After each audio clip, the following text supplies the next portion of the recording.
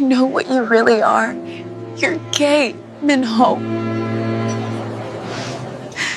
Minho's hand shook as he slid the ring onto Eliana's finger.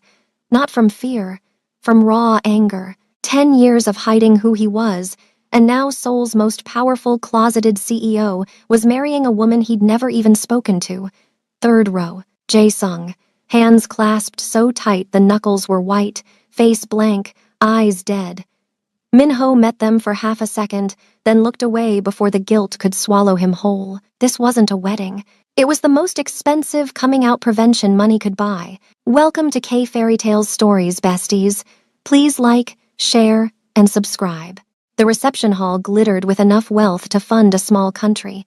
Crystal chandeliers threw fractured light across marble floors. Politicians mingled with tech moguls. Old money assessed new money with practiced disdain. And at the center of it all, Minho stood beside a stranger wearing white, accepting congratulations for a marriage that felt like a funeral. Eliana Cole smiled at guests with the grace of someone trained in survival, her dark skin luminous against the ivory silk of her gown, her natural hair styled in an elaborate crown of braids and gold thread that made her look like African royalty transplanted into Seoul's elite. She was beautiful in a way that made the room stare.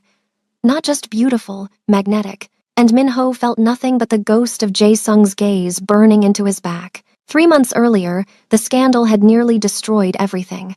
A tech journalist got photos. Minho leaving Jae-sung's apartment at dawn.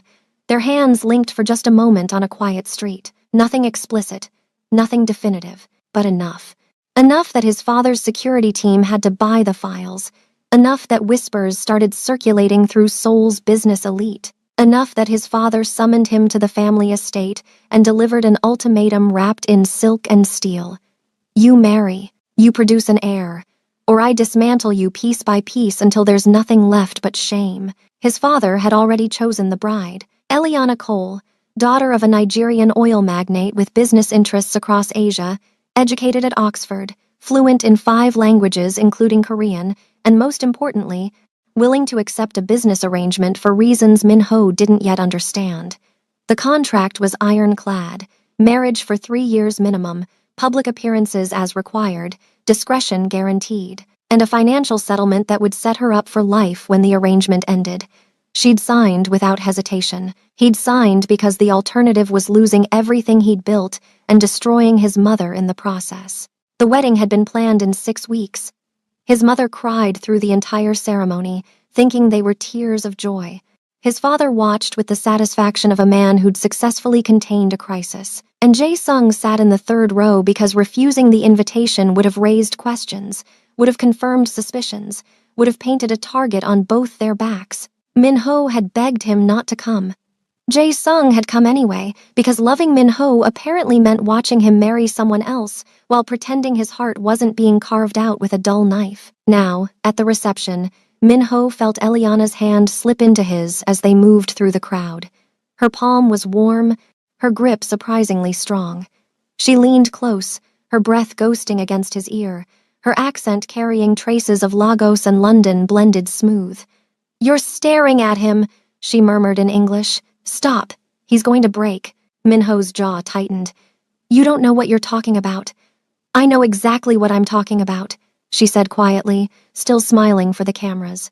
"I know why you married me. I know why he's here. And I know if you don't stop looking at him like that, everyone else is going to know too." Minho forced himself to focus on her. Really focus. Up close, Eliana was even more striking. High cheekbones that could cut glass, full lips painted a deep burgundy, eyes the color of expensive cognac, intelligent and assessing.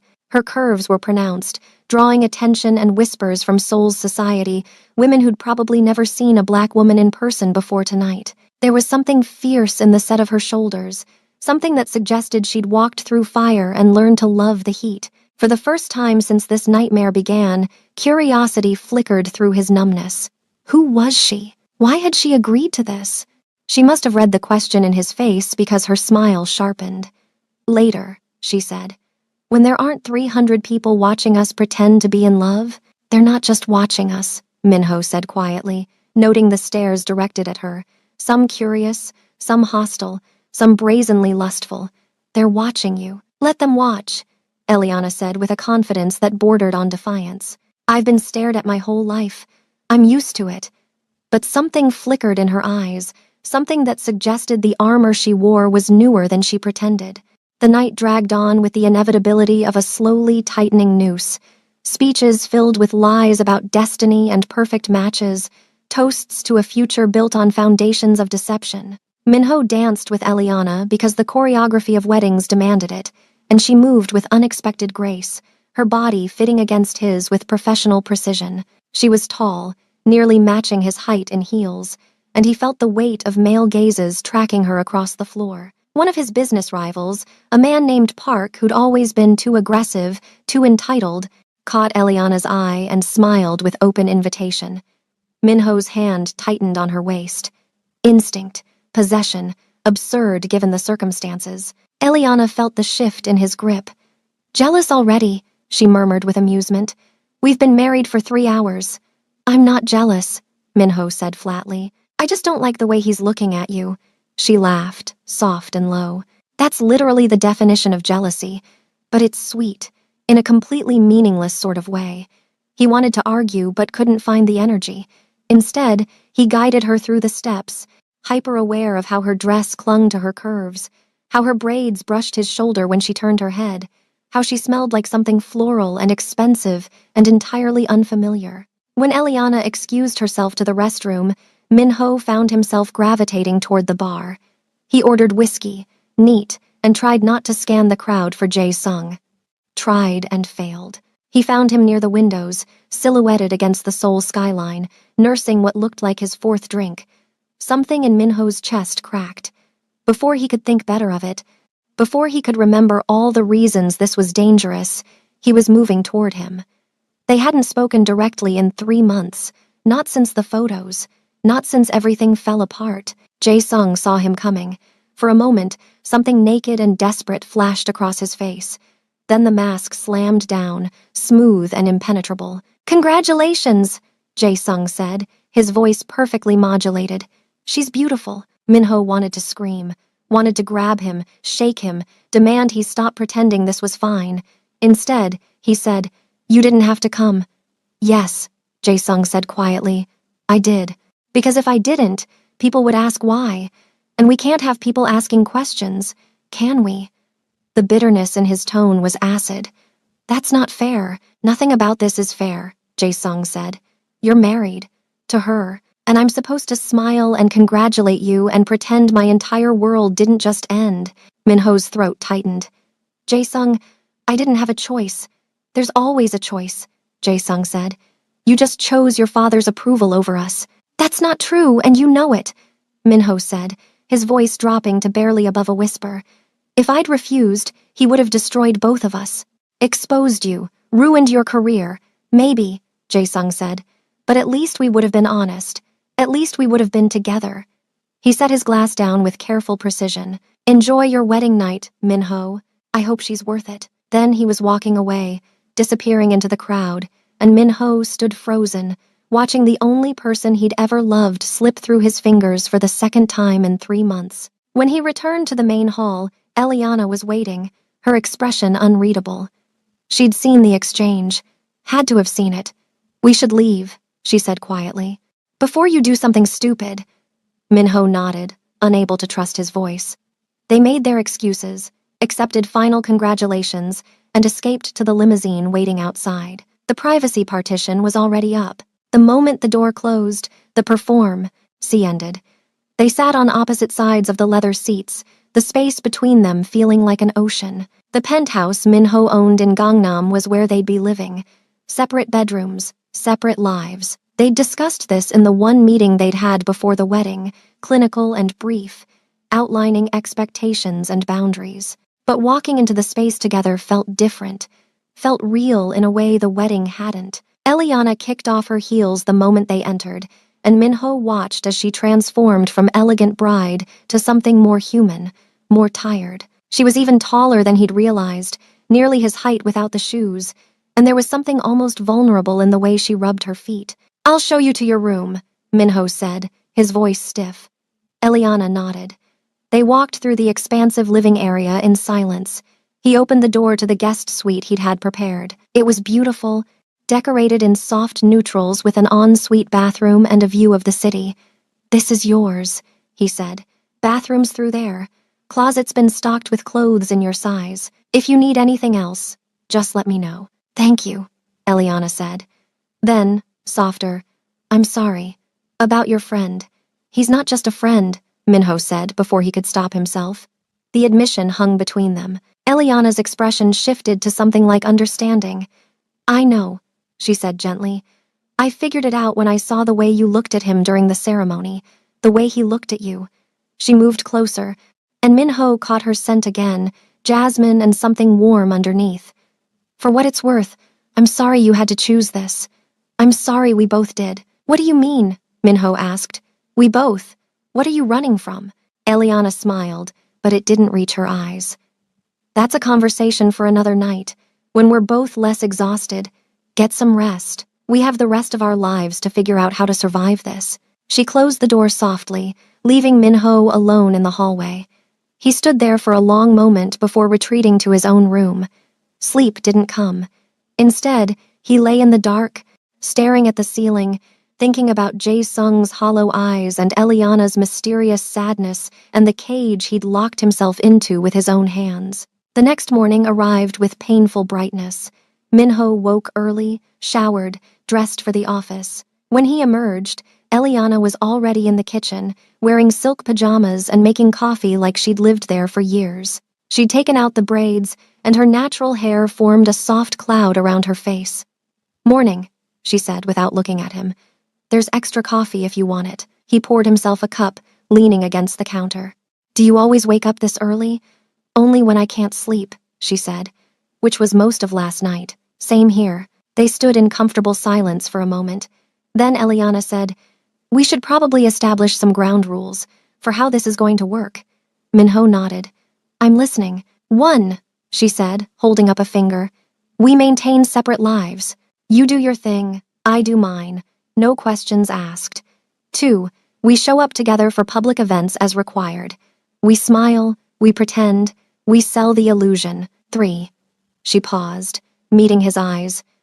"We don't lie to each other, not about anything that matters. In this house, we're honest, even if it hurts." "Agreed," Minho said. "Anything else?" "Yes," Eliana said. 4. If either of us falls in love with someone else, someone real, we tell the other person immediately. We figure out how to handle it together. We don't let it become a weapon." Minho thought of Jae-sung, thought of how that ship had already sailed and sunk. "Deal," he said quietly. She extended her hand. He shook it. The contact sent an unexpected jolt through him, not attraction exactly, but awareness. She was real, solid, here, and for the next 3 years, she was technically his wife.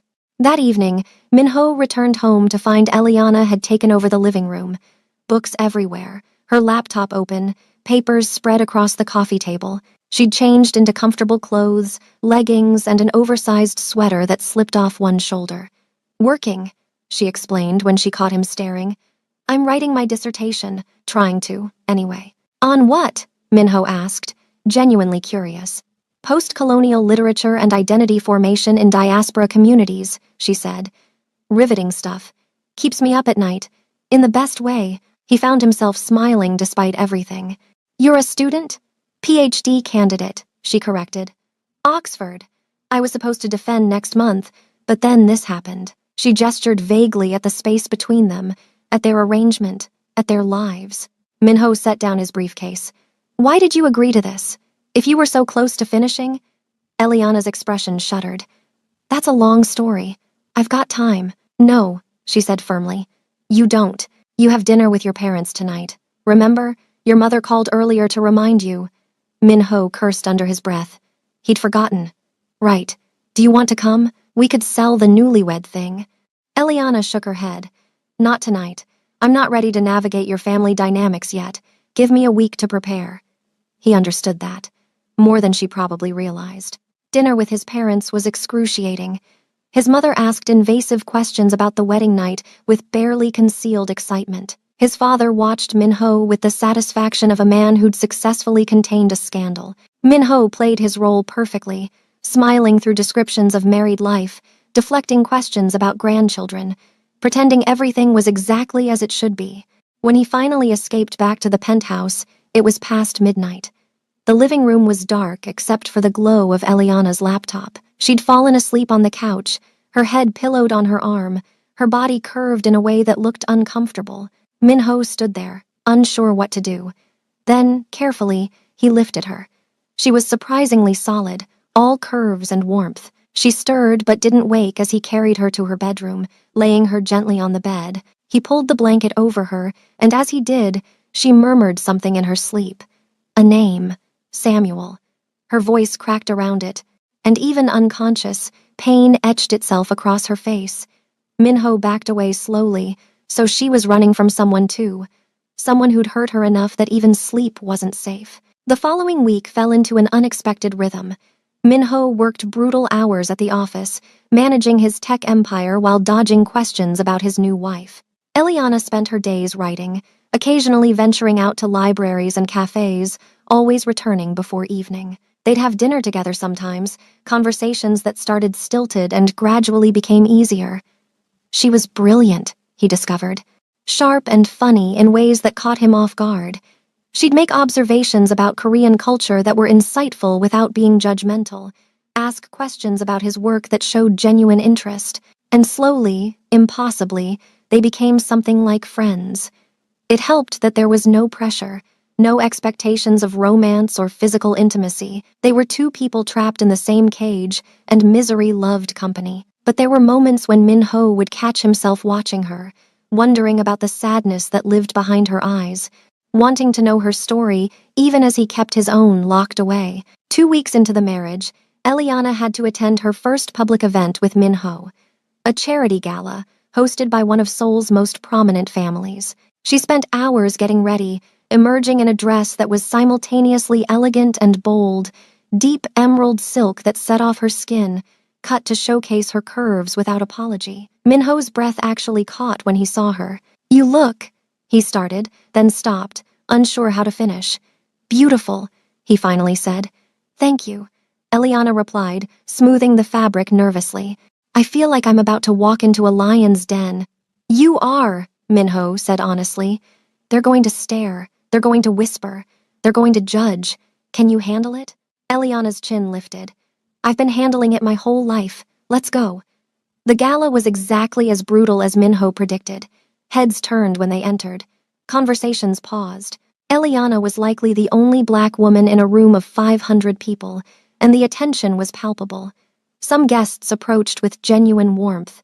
Others kept their distance with barely disguised distaste. And some, like Park, the rival who'd stared at the wedding, looked at Eliana like she was something to be consumed. Min-ho kept his hand on the small of her back, guiding her through introductions, translating when needed, playing the devoted husband with practiced ease. But when Park approached, when his eyes raked over Eliana with open hunger, something ugly stirred in Min-ho's chest.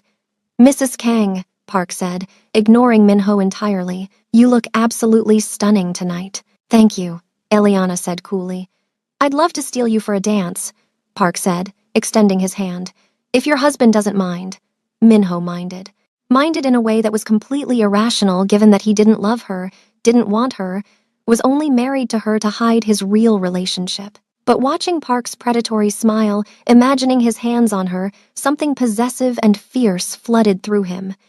"Actually," Min-ho said, his voice cold enough to frost glass, "I do mind. We were just leaving." Park's eyebrows rose. "So soon?" "Business emergency," Min-ho said, already guiding Eliana toward the exit. She went willingly, confusion flickering across her face. Once they were in the car, privacy partition up, she turned to him. "What was that about?" Min-ho's hands clenched into fists. "I don't like the way he looks at you." "So?" Eliana said. "Lots of men look at me. It doesn't mean anything. It means," Min-ho said tightly, "that he sees you as a conquest, as something exotic to collect. And I won't let him treat you like that." Eliana stared at him. "You're jealous. I'm protective," Min-ho corrected. "There's a difference." "Is there?" Eliana asked softly. Because from where I'm sitting, it looks an awful lot like jealousy. And that doesn't make sense. You don't want me. You want him. Minho went very still. His name hung in the air between them like a third presence. I know, Eliana continued quietly. I've watched you check your phone every hour, hoping he'll text. I've heard you pace your room at night. I know you're in love with Jae-sung, so why does it bother you when other men look at me? Because, Minho said, the words surprising him as much as her, you're my wife, and even if this is fake, even if it's temporary, even if I don't love you the way a husband should, that still means something. It means I protect you. It means I don't let men like Park treat you like an object. It means, he stopped, struggling, it means I care, even when I don't want to. Eliana's expression softened. Okay, she said. Thank you for protecting me, even when you don't have to. They rode the rest of the way in silence, but something had shifted between them, a new understanding, a deepening of whatever strange bond they were forming. That night, Minho couldn't sleep again. He was in the kitchen at 2 a.m. when Eliana emerged, also clearly unable to rest.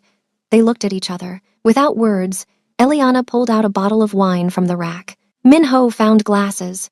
They moved to the living room, settling on opposite ends of the couch. Tell me about him, Eliana said after her first sip. About Jae-sung. Minho hesitated. Then, slowly, the story came out.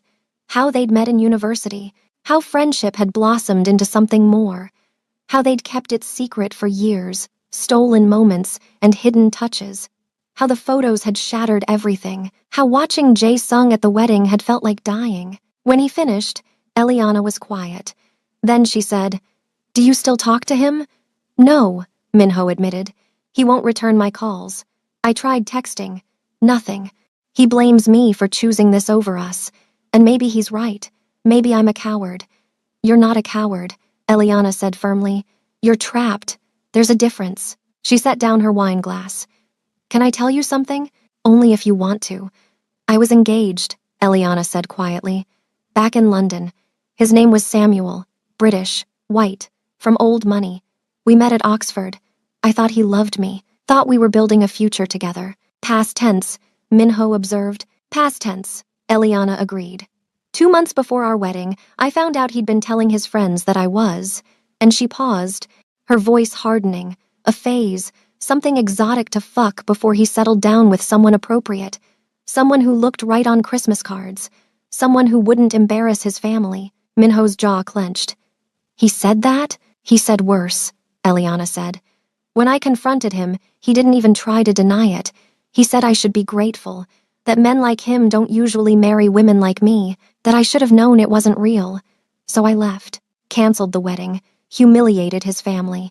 And when my father's business partner, your father, offered this arrangement, I took it. Because at least this way, the lies are up front. At least this way, I know exactly where I stand. Minho moved closer without thinking. I'm sorry, he said, that he treated you like that. You deserved better.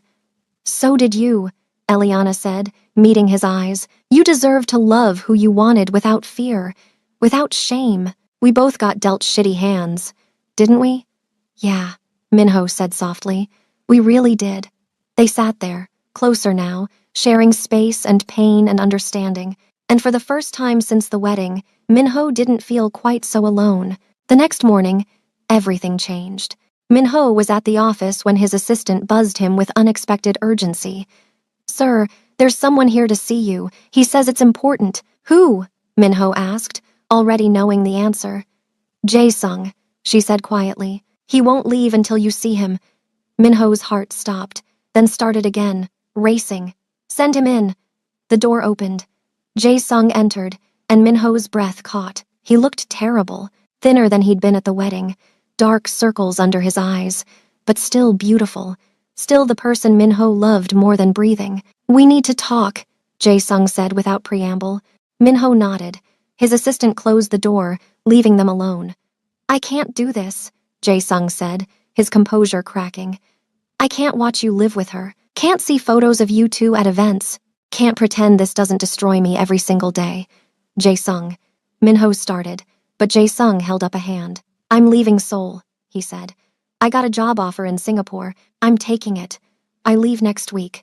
And I came here to say goodbye. No, Minho said, the word ripping out of him. You can't leave. Why not? Jae-sung's voice was bitter.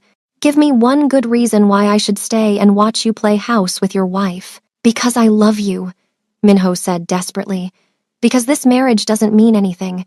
Because the moment the 3 years are up, I'm divorcing her and we can be together. 3 years, Jae-sung repeated. You want me to wait 3 years while you sleep beside her every night? I'm not sleeping with her, Minho said. It's not real. It's a business arrangement. Does she know that? Jae-sung asked. Does she know you're planning to leave her the moment you can? Or are you lying to her too? I'm not lying, Minho said. She knows this is temporary. She wants out as much as I do. Then why? Jae-sung asked, his voice breaking. Why did you defend her at the gala? Why did you look ready to kill Park for flirting with her? Why are you acting like a real husband if this doesn't mean anything? Minho didn't have an answer. Couldn't explain the possessiveness that had surged through him, the protective fury, the strange sense of caring that had developed for Eliana despite everything. I don't know, he admitted. Maybe because, even if it's fake, she still deserves respect. She still deserves protection. That's not good enough, Jae-sung said. Not for me. I can't be your secret while you have a whole life with someone else, even if that life is a lie. I need more than stolen moments and hidden phone calls. I need someone who chooses me. And you chose her. I chose survival, Minho said. I chose not letting my father destroy both of us. But you didn't choose me, Jae-sung said simply. And I need to accept that. So I'm leaving. I'm moving on. And you need to let me go. He walked toward the door. Minho wanted to stop him, wanted to beg him to stay, wanted to burn down everything, his father's empire, his own company, the entire world, just to keep Jae-sung from walking away. But he couldn't, because Jae-sung was right. He'd made his choice, and now he had to live with it.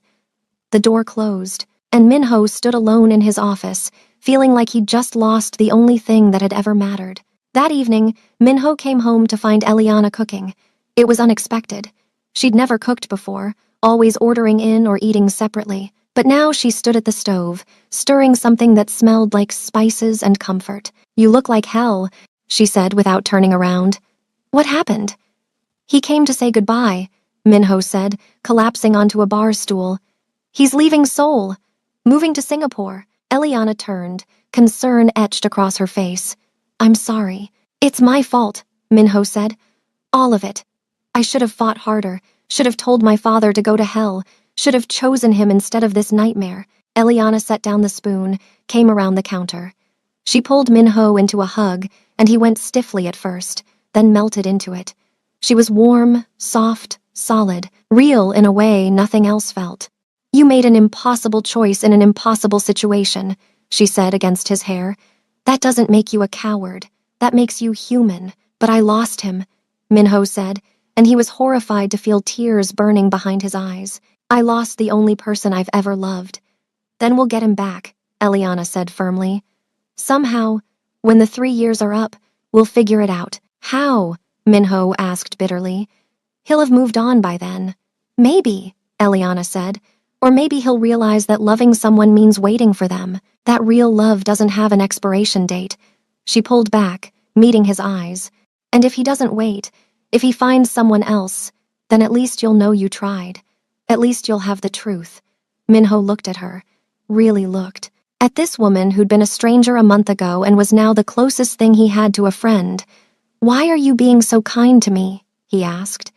After everything? Because, Eliana said softly, we're in this together. And if we're going to survive the next 3 years without losing ourselves completely, we need to be kind to each other.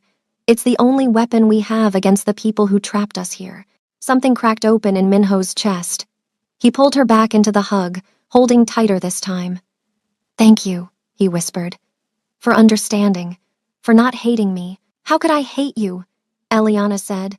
When we're both prisoners in the same cage. They stood like that for a long time, 2 broken people holding each other up while the city glittered outside and the future stretched ahead like an endless wasteland. Over the following weeks, something unexpected happened.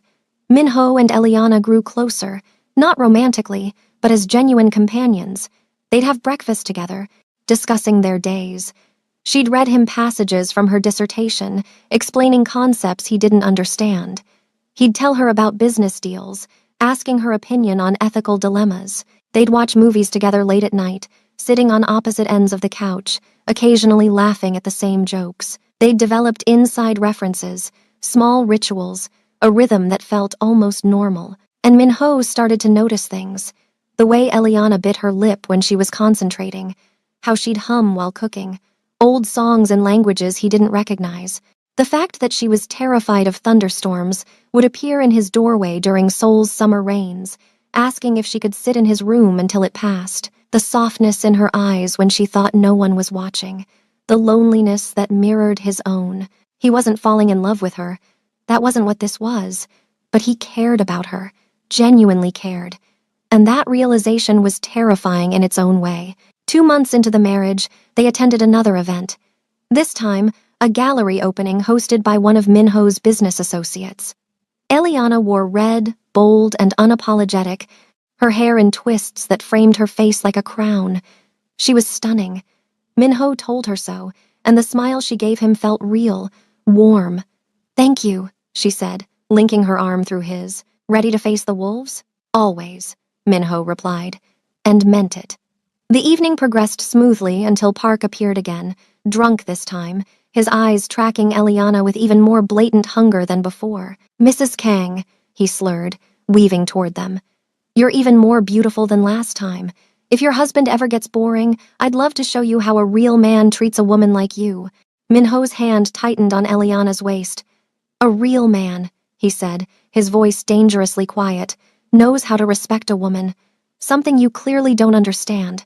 Park laughed. "Oh, come on, Kang. We all know this marriage is a business arrangement. You can't possibly satisfy her. Not when you prefer." He paused meaningfully. "Other options." The implications hung in the air like poison. Minho's blood ran cold. Park knew, or suspected. Either way, it was dangerous. Before Minho could respond, Eliana stepped forward. "Mr. Park," she said, her voice cutting like a blade. "My husband satisfies me in every way imaginable, and even if he didn't, I certainly wouldn't seek satisfaction from a pathetic drunk who can't take a hint. Now leave before you embarrass yourself further." Park's face flushed with rage and humiliation. He opened his mouth to retort, but Minho stepped between them. "You heard my wife," he said coldly. "Leave. Now." Park stumbled away, muttering obscenities.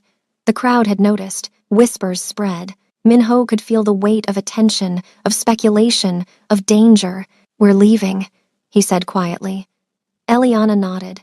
They left the gallery without further incident, but in the car, Minho's hands shook with delayed rage and fear. "He knows," Eliana said softly, "or he suspects." "What are you going to do?" "I don't know," Minho admitted. "If he starts spreading rumors, if this gets back to my father, we need to be more convincing," Eliana said. "The marriage needs to look real. Completely real." "What are you suggesting?" Minho asked. "I'm suggesting," Eliana said carefully, "that we start acting like a real couple, not just at events, everywhere. We hold hands, we kiss for cameras, we sell the illusion so thoroughly that no one can question it, including your father." Minho's throat tightened. "You'd do that? For me?" "I'd do it for us," Eliana corrected, "because if your father finds out the truth, this arrangement ends, and I'm not ready to go back to my life yet. I'm not ready to face the questions, the judgment, the humiliation of another failed relationship. So yes, I'll pretend to be desperately in love with you if it keeps us both safe." Minho looked at her. At this fierce, brilliant woman who'd been thrown into his nightmare and had chosen to stand beside him anyway. "Okay," he said. "We'll sell it. We'll make everyone believe this is real." "Starting when?" Eliana asked. "Starting now," Minho said. He reached over, took her hand, laced their fingers together. Her palm was warm against his. They sat like that for the rest of the drive, holding hands in the dark, two people play-acting intimacy while their hearts belonged to ghosts. The shift in their dynamic was subtle but noticeable. They started leaving for work together, Minho dropping Eliana at the university library where she spent her days. They'd have lunch occasionally, making sure to be seen at popular restaurants, sitting close, laughing like lovers. At home, they'd cook together, their movements synchronized in the small kitchen, bodies brushing as they navigated around each other. They'd watch television with Eliana's head resting on Minho's shoulder, his arm around her waist. They'd take late-night walks through their neighborhood, fingers intertwined, practicing the choreography of affection. And slowly, the lines started to blur. Minho found himself genuinely enjoying her company, looking forward to coming home, missing her when she was gone. He'd catch himself buying things he thought she'd like, remembering her favorite foods, paying attention to her preferences. It wasn't love. He reminded himself of that constantly, but it was something that felt dangerous in its own way. Eliana seemed to be experiencing the same confusion. She'd touch him more frequently, casual gestures that lingered. She'd laugh at his jokes with genuine warmth. She'd share more of herself, talking about her childhood in Lagos, her complicated relationship with her father, her dreams for after the dissertation was finished. They were becoming real to each other, and that terrified them both. 3 months into the marriage, Eliana's father visited Seoul for business. Minho met him for the first time at a formal dinner, Eliana tense beside him. David Cole was exactly what Minho expected. Powerful, wealthy, controlling. He assessed Minho with the cold calculation of someone used to seeing people as assets. "You're taking care of my daughter," he said. It wasn't a question. "I am," Minho replied. "She's brilliant. I'm lucky to have her." "Good," David said. "Because if I find out you've hurt her, business arrangement or not, I'll destroy you." "Understood. Understood," Minho said evenly.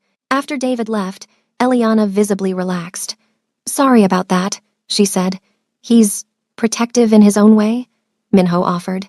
"Controlling," Eliana corrected. "He sees me as an extension of his empire, not as a person. It's why this arrangement worked so well for him. He gets a business alliance with your father. I get shipped off to Seoul. Everyone wins. Except you," Minho said quietly. "Except me," Eliana agreed. She looked at him. "But it's not all bad. I got you out of it, and you're not terrible company." Minho's chest tightened. "You're not terrible either." They were sitting close, knees touching. The air between them felt charged. Eliana's gaze dropped to his lips. For a moment, Minho thought she might kiss him. For a moment, he wanted her to. Then his phone buzzed. The moment shattered. Minho checked it, and his heart stopped. A text from Jae-sung, the first in months. It read simply, "I miss you. I'm sorry. Can we talk?" Minho stared at the screen. Eliana saw his expression. "Him?" she asked quietly. "Yeah," Minho said. "He wants to talk." "Then talk to him," Eliana said, standing. "Don't let this opportunity pass because you're sitting here with me." Minho looked up at her. "What if—" But Eliana shook her head. "No, what ifs.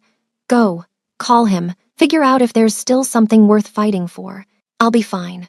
Minho stood, pulled her into a quick hug. "Thank you," he whispered. Then he went to his room, closed the door, and called Jae-sung. The conversation lasted 2 hours. They talked about everything. The pain, the anger, the love that hadn't died despite the distance. Jae-sung admitted he'd tried to move on, had dated someone in Singapore, but it hadn't worked. Couldn't work when Minho still lived in every corner of his heart.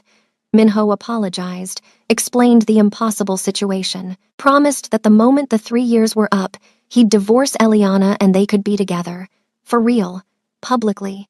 No more hiding. "Can you wait for me?" Minho asked desperately. "Can you give me 3 years?" "I don't know," Jae-sung said honestly. 3 years is a long time. A lot can change. But I still love you. That hasn't changed. "Then hold on to that," Minho said. "Hold on to us. I promise. The moment I'm free, I'm yours. Completely." There was silence. Then Jae-sung said softly, "I'll try. I can't promise I'll succeed, but I'll try." It was more than Minho deserved, more than he'd dared hope for. When the call ended, he sat in the dark, feeling something like hope for the first time in months. The door cracked open. Eliana peeked in. "How did it go?" "He still loves me," Minho said, wonder in his voice. "He's going to wait." "That's good," Eliana said. "That's really good." She moved into the room, sat beside him on the bed. "I'm happy for you." "Are you?" Minho asked, studying her face. Because you seem sad. I am happy, Eliana insisted. Just also aware that when you leave me in 3 years, I'll be alone again. You won't be alone, Minho said. You'll have your doctorate, your freedom, the whole world ahead of you. Maybe, Eliana said. Or maybe I'll just be another discarded wife, another woman who wasn't enough. You are enough, Minho said fiercely. You're more than enough. Samuel was an idiot for not seeing that. So is any man who can't appreciate how extraordinary you are. Eliana smiled, but it was fragile. Thank you, she said, for saying that, even if you don't mean it. I do mean it, Minho said, and realized he did. Completely. They sat in companionable silence. Then Eliana stood. I should let you sleep. You've had an emotional night. Eliana, Minho called as she reached the door. Yeah, thank you. For understanding. For being patient with me. For being, he paused. For being you. Eliana's eyes softened. Get some rest, Minho. Tomorrow's another day of pretending. But as the door closed, Minho wondered if they were still pretending, or if somewhere along the way, the fiction had started becoming truth. 4 months into the marriage, Seoul's summer arrived with brutal heat and heavier rain. One evening, a massive thunderstorm rolled in, shaking the penthouse with its fury. Minho was in his study when Eliana appeared in the doorway, wearing sleep clothes, her face tight with barely controlled fear. Can I? She started, then stopped. Can I stay in here? The storm? Yeah, she admitted. I know it's stupid, but it's not stupid, Minho said immediately. Come in. She settled on the small couch in his study, pulling her knees to her chest. Minho turned off the harsh overhead light, leaving just his desk lamp glowing. Better? Better, she said gratefully. They sat in comfortable quiet while the storm raged outside. Then Eliana said softly, When I was 7, my mother and I got caught in a flash flood in Lagos. Our car stalled. Water started rising. She had to break the window to get us out. I've been terrified of storms ever since. Minho moved to sit beside her. I'm sorry you went through that. Your mother, is she? She died when I was 15, Eliana said. Cancer. It was fast. One day she was fine. 6 months later, she was gone. My father buried himself in work. I buried myself in books. And we both learned how to survive without her. Minho took her hand. I lost my mother too. Not to death, but to duty. She's alive, but she stopped being a person when she married my father. Just became this perfect corporate wife. No opinions, no dreams, just appearances and expectations. I think that's when I realized I couldn't marry someone I actually loved, because I'd either have to hide them or destroy them, and I couldn't do either. So you chose to hide yourself instead, Eliana said. Yeah, Minho admitted. Seemed easier. Was it? No, he said honestly. It's the hardest thing I've ever done. They sat holding hands while lightning lit up the sky and thunder shook the windows. Eliana moved closer, resting her head on his shoulder. This is nice, she murmured. Just existing with someone who understands. It is, Minho agreed, and meant it. They stayed like that until the storm passed, until Eliana's breathing evened out in sleep. Minho didn't move, didn't want to disturb her, so he sat there, her weight warm against him, and let himself admit a terrifying truth. He was starting to care about Eliana in ways that went beyond friendship, beyond their arrangement, beyond what was safe or smart or allowed. The next morning, Eliana woke in her own bed with no memory of how she got there. Minho must have carried her. The thought made her chest tight with something she couldn't name. Downstairs, Minho was making breakfast, and when he saw her, his smile was genuine and warm. Morning, sleeper. The storm didn't wake you again? No, Eliana said. Thank you, for letting me stay. For being kind. Always, Minho said simply. Then, coffee? Please, Eliana said. And as she watched him pour her cup exactly how she liked it, 2 sugars and a splash of cream, she felt something dangerous bloom in her chest.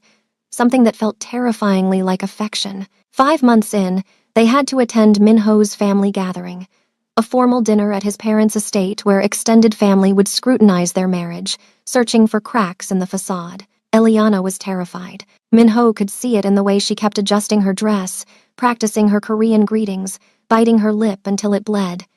"Hey," he said, catching her hands. "Look at me. We've got this. You're brilliant. You're charming.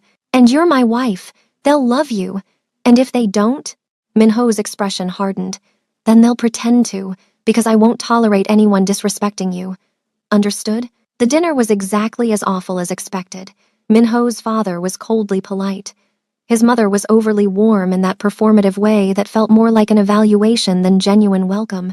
Extended family members asked intrusive questions about their relationship, when they'd have children, whether Eliana was finding Seoul overwhelming. One particularly vicious aunt made a comment about mixed children having identity issues. Minho's response was immediate and cutting.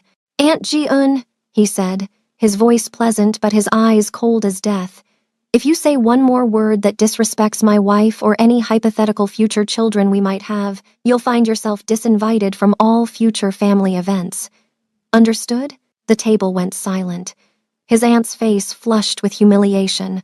His father looked ready to intervene, then thought better of it, because everyone at that table understood power dynamics, and right now, Minho held the power. "I understand," Aunt Ji-eun said tightly. "Good," Minho said. Under the table, Eliana's hand found his, squeezed gratefully. He squeezed back, a silent promise. "I've got you, always." After dinner, while the family socialized in the living room, Minho pulled Eliana into the garden for air. "You didn't have to do that," she said quietly. "Defend me so publicly." "Yes," Minho said firmly. "I did. Because you're my wife, and I don't let anyone hurt what's mine."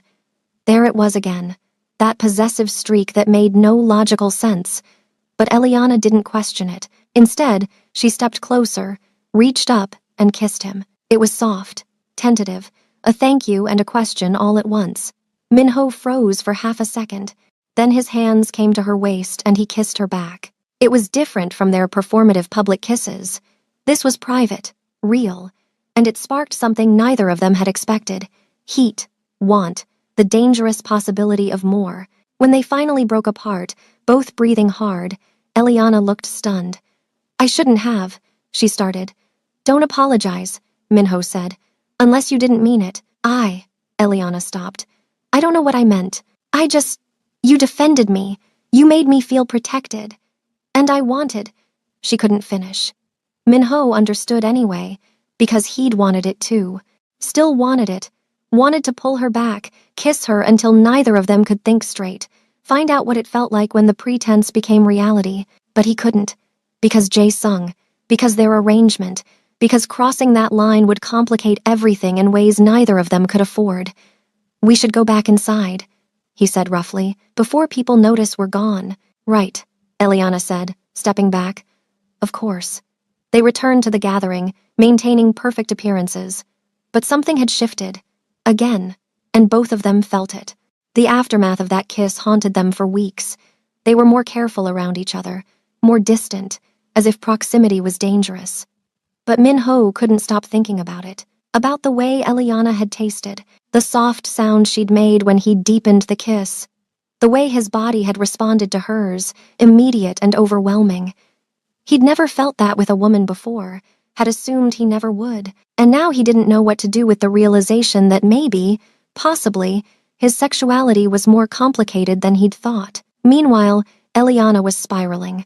She'd kissed him, had wanted to kiss him, had felt things she shouldn't feel for a man who was only her husband in name, a man who was in love with someone else, a man who'd made it clear their marriage had an expiration date, but her heart didn't seem to care about logic. It just knew that Minho made her feel safe in a way no one had since her mother died, made her laugh, made her feel seen, and she was falling for him. Slowly, terribly, inevitably, 6 months into the marriage, everything came to a head. Minho received a call from his father demanding an emergency meeting. When he arrived at the family office, his father's expression was colder than usual. "There's been talk," his father said without preamble. "People are questioning your marriage, questioning whether it's real." Minho's blood ran cold. "What kind of talk? The kind that suggests you married Eliana to cover up other." His father paused meaningfully. "Preferences. Someone's been spreading rumors. Park. It had to be Park. Minho's hands clenched into fists. The rumors aren't true, he said evenly. My marriage is real. Then prove it, his father said. Eliana's been here 6 months. There should be signs. Pregnancy. Plans for children. Something concrete that shows this isn't just a business arrangement. Minho's throat tightened. We're not ready for children yet. Then get ready, his father said coldly. Because if there's no pregnancy within the next 6 months, I'll know this marriage is a sham, and I'll take appropriate action.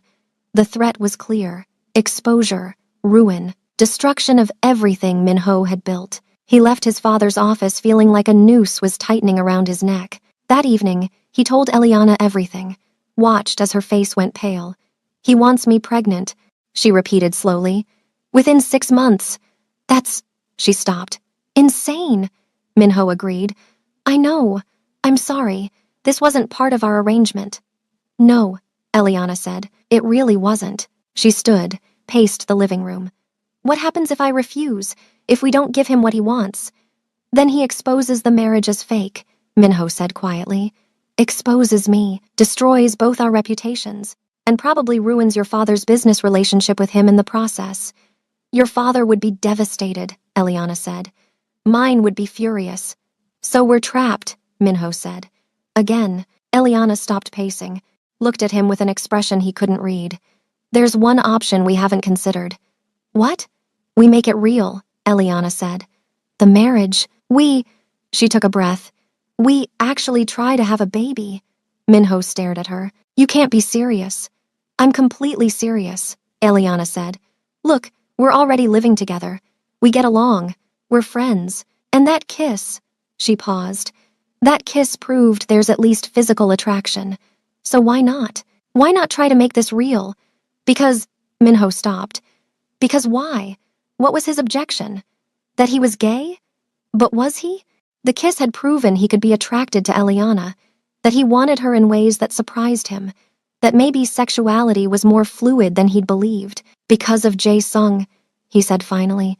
Because I love him. I know, Eliana said gently, and I'm not asking you to stop loving him. I'm just asking you to consider that maybe, possibly, you could also care about me, in a different way, a way that makes this sustainable. Her eyes held his. I'm falling for you, Minho. I've been trying not to, but I am. And if we're going to be stuck in this marriage anyway, if we're going to have to produce an heir to satisfy your father, then maybe we should at least try to build something real, something that doesn't feel like a prison. Minho's heart hammered. Eliana, I don't know if I can give you what you need. Then let's find out, she said. Together. No more pretending. No more keeping each other at arm's length. Let's actually try. Minho looked at her. At this beautiful, fierce, brilliant woman who'd somehow become essential to his happiness, who understood him in ways no one else did, who was offering him a lifeline even though it meant sacrificing her own heart.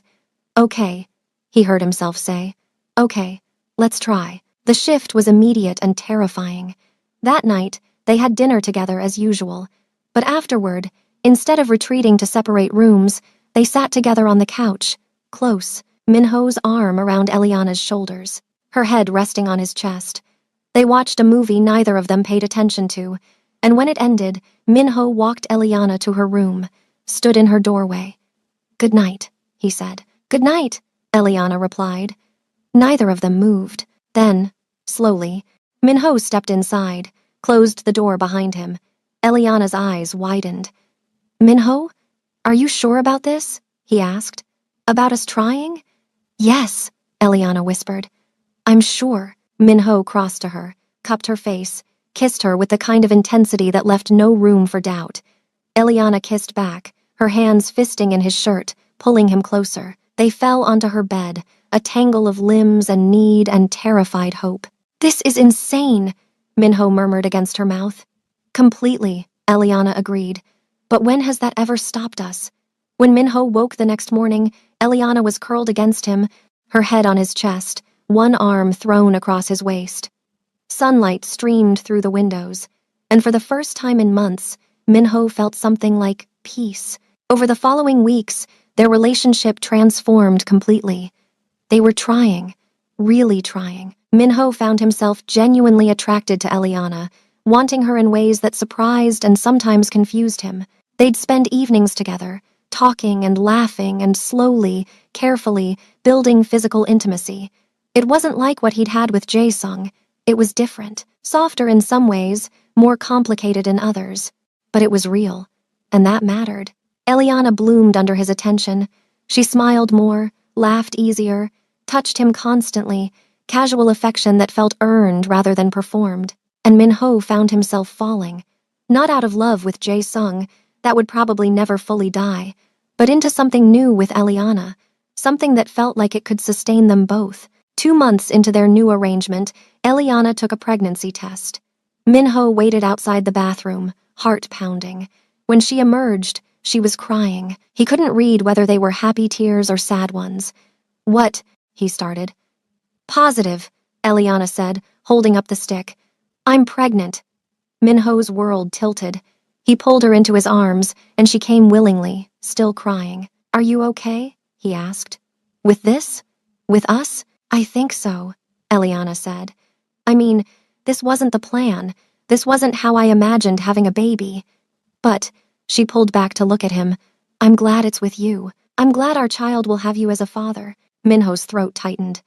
"I'm going to love this baby," he said fiercely. "No matter what else happens, no matter how complicated everything gets, this child will be loved, wanted, protected." "I know," Eliana said softly. "That's why I'm okay with this. Because I trust you." They stood in the bathroom, holding each other, contemplating the impossible future they'd just created. The pregnancy changed everything and nothing. Minho became impossibly protective, hovering over Eliana constantly, making sure she ate properly, rested enough, stayed safe. She found it endearing and exasperating in equal measure. "I'm pregnant, not dying," she'd say. "You're carrying my child," he'd respond. "That makes you precious cargo." Eliana would roll her eyes but smile anyway, because his protectiveness felt genuine, felt like love, even if he'd never said the words. They told their families at 3 months. Minho's parents were thrilled, his father's suspicions apparently laid to rest. Eliana's father was pleased, already talking about business succession and heirs. But in private, alone, Minho and Eliana had a different conversation. "What happens after?" she asked one night, her hand resting on her barely visible bump. "After the baby's born? After the 3 years are up?" "I don't know," Minho admitted. "I promised Jae-sung I'd divorce you, come back to him." "Do you still want that?" Eliana asked quietly. "Do you still love him?" "Yes," Minho said.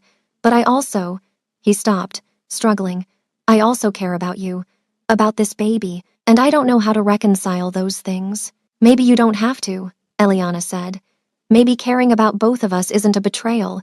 Maybe it's just being human." Minho pulled her close. "I don't deserve you," he said. "You're too understanding, too patient." "I'm not patient," Eliana said.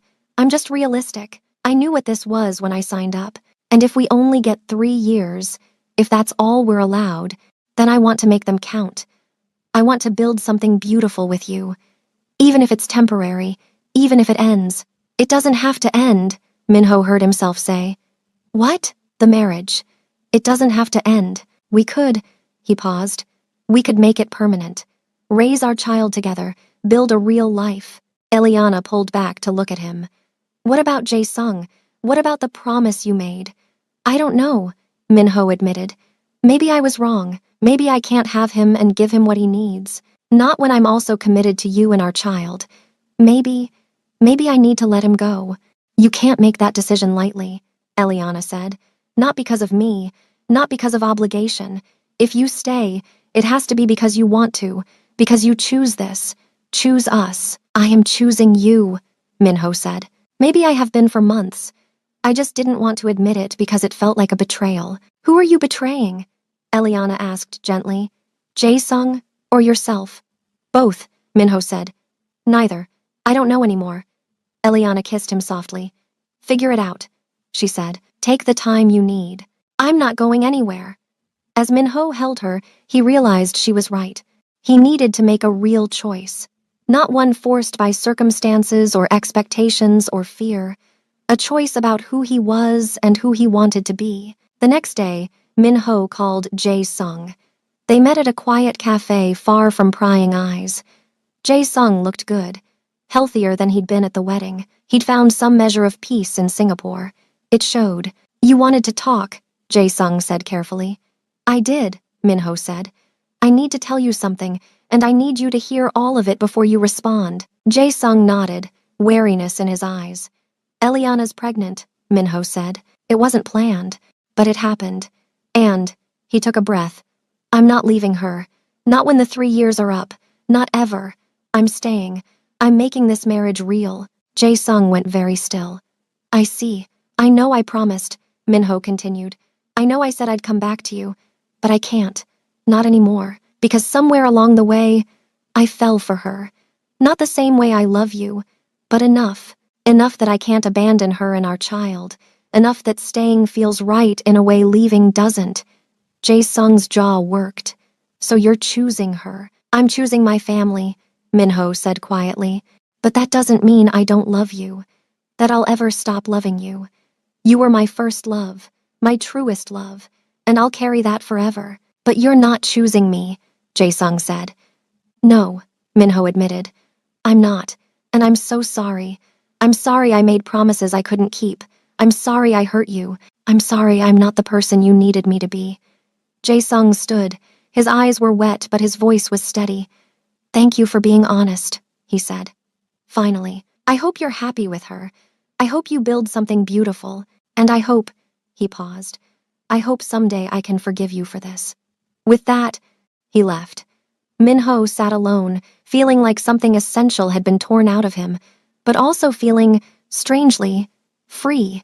He'd made his choice. For better or worse, he'd chosen Eliana and their future child. Now he just had to live with it. That evening, Min-ho came home to find Eliana cooking, her small bump just visible under her loose shirt. She looked up when he entered, concern immediate on her face. "How did it go?" she asked. "I told him," Min-ho said. "Told him I'm staying with you, that we're real. And?" "He left," Min-ho said. "I don't think he'll forgive me. Not for a long time. Maybe not ever." "I'm sorry," Eliana said. "I know how much he meant to you, still means to you." "He did," Min-ho said. "Does. But so do you.